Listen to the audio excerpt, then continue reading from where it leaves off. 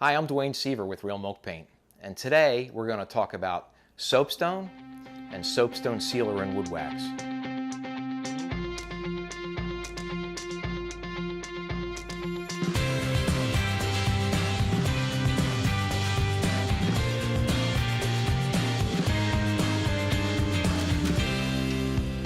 Okay, we're talking about soapstone sealer and wood wax.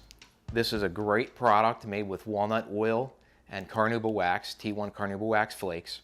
This is a product that we've had in the market for nearly 10 years, so it's been proven. We have a lot of soapstone companies that use it now exclusively for their countertops and for their installers. So the product basically consists of two components, like I just mentioned. It's the walnut oil and carnauba wax, and we heat those up and blend them together. A lot of questions I get sometimes is why walnut oil, why not other oils? Well, walnut oil is a drying oil. It mixes well with the carnauba wax. At this right ratio, it dries well on the countertop and gives it a nice protection. Though it's not quite as hard as like a waterborne finish or something like that. That's kind of the nice things about it, is it does wear away, so it can be maintained. The countertop we have here, soapstone will vary in color a lot. This is a fairly dark color. Sometimes it'll actually be white, almost a white color, before it's oiled or actually treated. So let's show you what the product actually looks like here. Inside the container, it's basically a gel. I mean, it's a creamy kind of wax gel. And when I stick my finger in it, you'll see. Now, when your soapstone sealer dries, or if you get a can that's been around a while, you might find that there's a seal on top of that. Well, that's polymerizing oil, and that's fine. So what you do is you take a knife and you ring around the inside of there, peel that seal off, throw it away, because all that is polymerized product, right? So at this point, let's go right ahead into it. Now, my applicator that I like to use a inside of an old sock. I like the texture of it. It's easy to stick your hand in, easy to apply that way.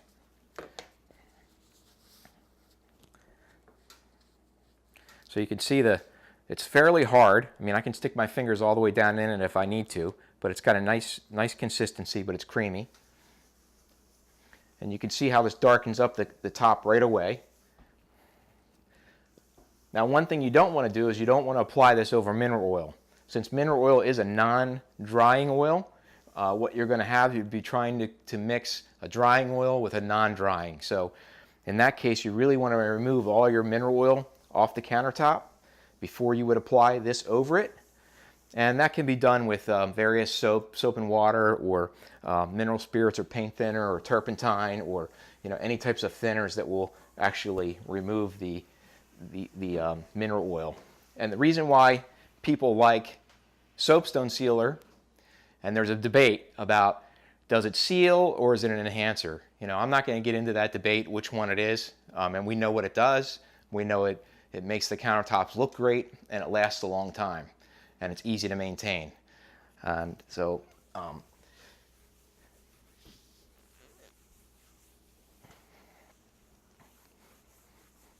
way to apply it is just like I'm applying it here. One thing you don't want to do is put this on, leave it real thick on the surface, and let it sit overnight. So we're going to wipe this down after about half an hour and get the residue off of here, so it's just very, very thin. The other thing you want to do is when you're doing your backsplashes, you want to avoid your paint along your wall and stuff, because it can change the color of the paint. So you really want to kind of avoid that and keep it off of there. So if you have to mask it off, then mask it off. Or if you're just careful, you can just run along the line, and get right on that edge there without actually getting into your paint line. Soapstone sealer will also color in a lot of imperfections. So if you get a big scratch in your top, you can always come back by, dip your finger in here a little bit, put some more sealer on, and you're good to go. As far as drying time, this will be fairly dry overnight. But as far as like putting appliances on here, you want to put your appliances on. If they have steel feet, you can put them on there. They have to be elevated. You need air circulation to go underneath whatever appliances are on here till this has time to set up. We like to say 5 to 7 days is a really hard drying time, and that includes for inside of sinks. So if you have a soapstone sink and you're sealing inside your sink, be sure you're doing that and give it some time, like a long weekend, or if you're going on vacation, seal your sink up, let it sit for 5 to 7 days, and then it's very water resistant to the to soaps and oils and those kind of things. But as far as like maintenance goes, if it starts to wear off and the counter starts to get light again, all you do is take some out, put it back on again, give it a day or two, and you're good to go. One thing you do want to avoid in that first 24 hours or so is drops of water. If water gets on here during that time frame, you either got to wipe it up right away because you don't want it to soak through the oil and get underneath of it, or you can get white spots. And we can talk about how to deal with white spots at a later time in maybe the FAQs. So you can see how easy this is that goes on. We get a lot of questions also about whether this is hyperallergenic or not. In the 10 years we've had this oil on the market, even though it is a nut oil, walnut oil, it is cooked, which can help with the process as far as not being allergenic to people or have them have allergic reactions to it. The other option is that because it is a polymerizing oil, we've never had an allergic reaction in the 10 years we've offered it. But I'm not saying that it can't happen. Anything's possible out there. People have different reactions to different products. But so far, we've never had a reported reaction to it because the oil dries, it actually polymerizes, meaning it takes in oxygen, and it'll actually seal up the surface. So we're going to let this sit for a little bit, and then we're going to come back and show you the results. All right, now we're gonna wipe this down. Any old clean t-shirt material is great, perfect for it.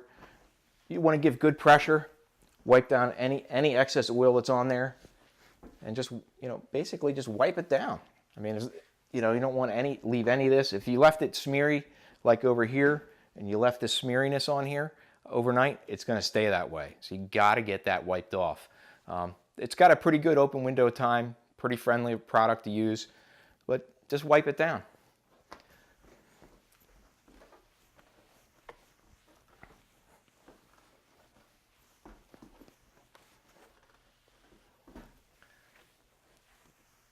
And what you see there, that's pretty good, just like that. And so now that's good to rest, let it cure overnight before you put anything on it, and you're all set to go.